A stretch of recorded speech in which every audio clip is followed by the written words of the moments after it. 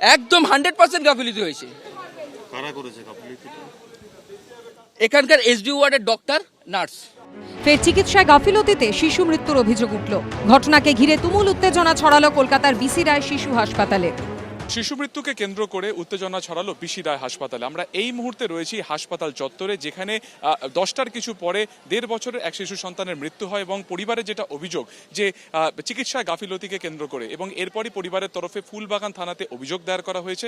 যেটা দেখা যাচ্ছে যে ইতিমধ্যে একটি জটলা তৈরি হয়েছে, পরিবারের সাথে পুলিশের একটি বচসা চলছে এবং সেখানে কিন্তু চিকিৎসায় গাফিলতিকে কেন্দ্র করেই মূলত কিন্তু এই গন্ডগোলের সূত্রপাত। নার্সরা যদি ঠিকমতো দেখতো, বাচ্চাটার অক্সিজেন মাস্ক খুলে যাচ্ছে, ডাক্তার নার্সরা বাচ্চার মাকে বলছে যে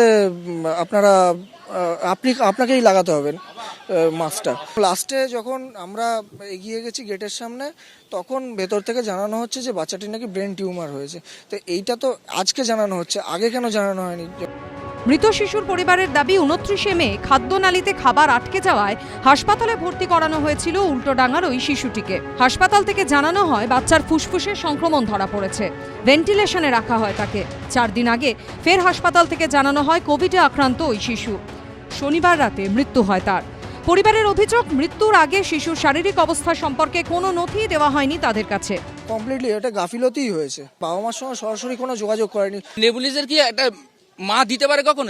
সিস্টারকে যখন আমার ওয়াইফ হাত জোর করে গিয়ে বলছে আমার মেয়ে চঞ্চল, কিন্তু আমার ওয়াইফকে বলা হচ্ছে এটা আপনাকেই দিতে হবে, আমরা পারবো না। কোনো সিস্টার হেল্প করতে আসেনি। শিশু মৃত্যুর খবর পেতেই হাসপাতাল চত্বরে ক্ষোভে ফেটে পড়েন পরিবারের লোকজন। কর্তৃপক্ষের সঙ্গে শুরু হয় তুমুল বচসা। পরিস্থিতি নিয়ন্ত্রণে ঘটনাস্থলে যায় ফুলবাগান থানার পুলিশ। হাসপাতাল কর্তৃপক্ষের বিরুদ্ধে চিকিৎসায় গাফিলতির অভিযোগ তুলে ফুলবাগান থানায় লিখিত অভিযোগ দায়ের করেছে মৃত শিশুর পরিবার। যদিও হাসপাতালের তরফে জানানো হয়েছে সমস্ত অভিযোগ খতিয়ে দেখা হচ্ছে। সুকান্ত মুখোপাধ্যায়ের রিপোর্ট, এবিপি আনন্দ, কলকাতা।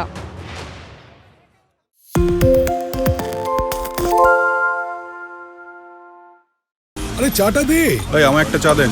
কি হলো আমারটা? বাংলা পক্ষপাত চায় না, বাংলা খবর চায়। বাংলা খবর, বাংলার খবর।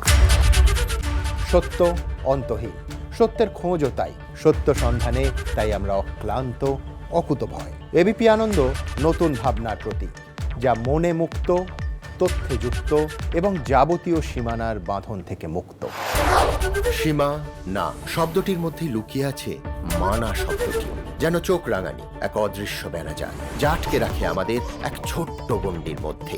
একমাত্র সঠিক খবরই গড়ে তুলবে এক মুক্ত সমাজ। সেই জগৎ গড়ার লক্ষ্যে কোনো সীমানার ঠুকুটি আমরা মানব না। এবিপি আনন্দ এগিয়ে থাকে, এগিয়ে রাখে।